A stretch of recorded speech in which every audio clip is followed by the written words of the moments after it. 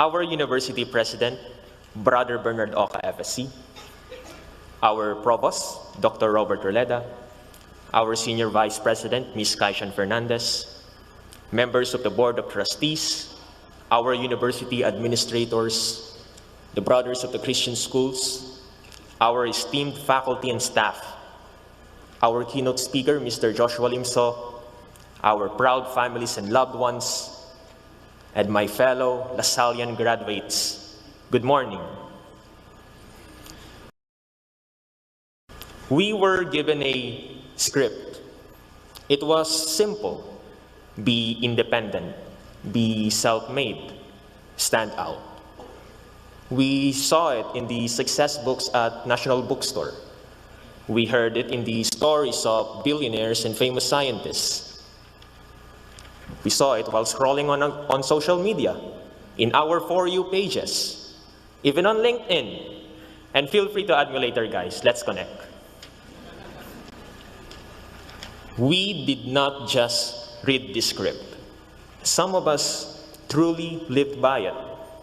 And honestly, a part of it made sense. There is nothing wrong with ambition, with wanting to stand out, with being the main character of your own story. But this script did something quieter.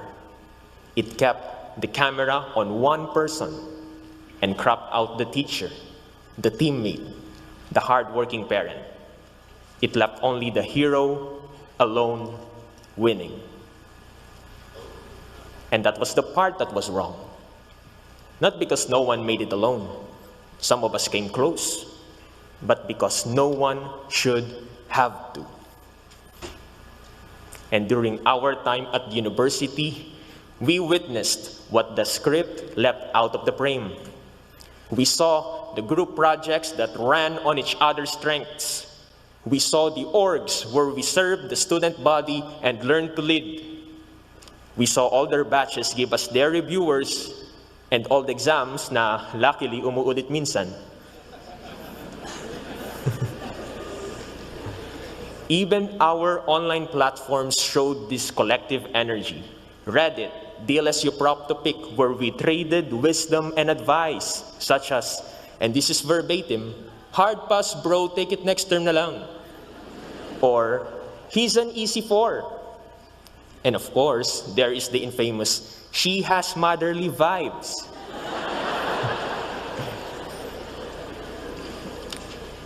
We were not just a collection of students. We were something greater than the sum of our parts. We were a community. And that experience of community, of living in the other guy, changed my life. I am here because of my scholarship. Now, this is the kind of story the script loves. A kid works hard, beats the odds, and makes it. And the work was real. The quiz bees, the competitions, the entrance exam. I showed up for all of this.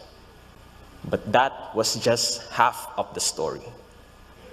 Because the other half involved a scholarship panel that evaluated a student they had never met, decided he was worth the investment, and bet on a future they could not yet see clearly.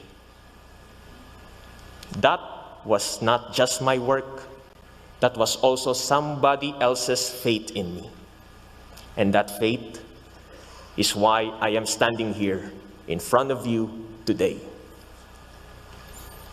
Something similar is true for many of us.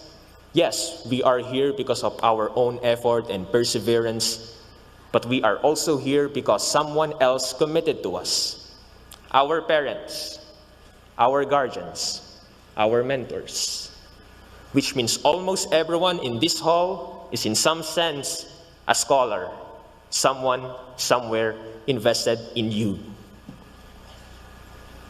And for those of you who paid your own way, the working student who carried it on your own back with no scholarship and no safety net, we see you.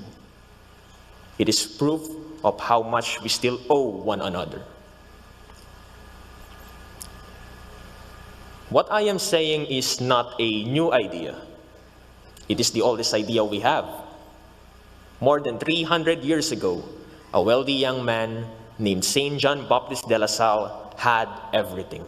He had the title, Canon of the prestigious Reims Cathedral at the age of 16. He had the wealth. He had a comfortable life waiting for him. And he gave all this away to build free schools for the children no one else would teach. He did not build them alone.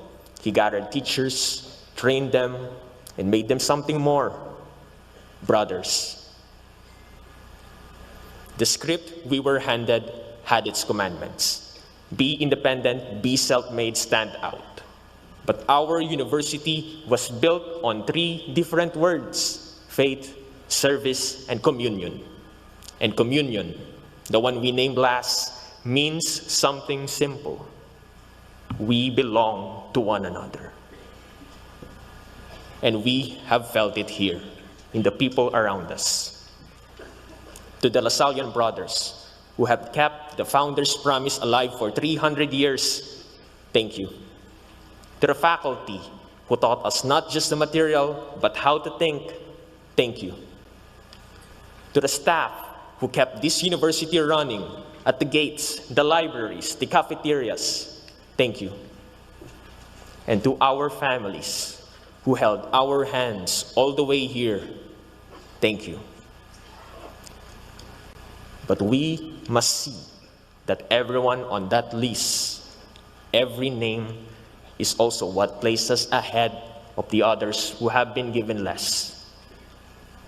And just like Saint La Salle, we have to be honest about the privilege we carry and then decide what to do with it. Because that name, De La Salle University, means our resumes may earn a second look. Our names may open doors a little more easily, and our networks may reach a little further. But the doors that open easily for us may stay closed to others. Talent is everywhere. Opportunity is not. And there is a temptation to simply walk through and let the door swing shut behind us. But the door can be held open too. Let me tell you about a married couple who always had theirs open. They were not rich. They were not poor either. They still had to do the math at the end of every month to stretch one income across their own children's tuition, the bills, and daily expenses. But somehow, they always helped others. When a friend was between jobs, they helped him until he found his feet. When a relative needed somewhere to stay while studying in Manila, they made room. When strangers needed a bed space while working in the city, they made room for them and their child. They never asked them for rent, and instead helped raise that child. They also forgave many debts people owed them, big or small, money they could have used themselves. Their own load was heavy enough. Raising children is tough, and still, they helped carry those of others. I know these people because they are my parents. They did all this with less than most of us have. And that same thing, helping carry a load so others don't have to alone, is how we must face the world. Because out there, the loads are heavier. But strength means one thing. It's not about how much you can keep for yourself, but how much weight you are willing to carry for others. So let us put our hands under the load of others, the way someone once took the heavier end for us. One pair of hands can do much, but not always enough. The action of many is the only force that has ever moved anything heavy. Because to lift a table, you need 2 people. To lift a bahay kubo, you need 20.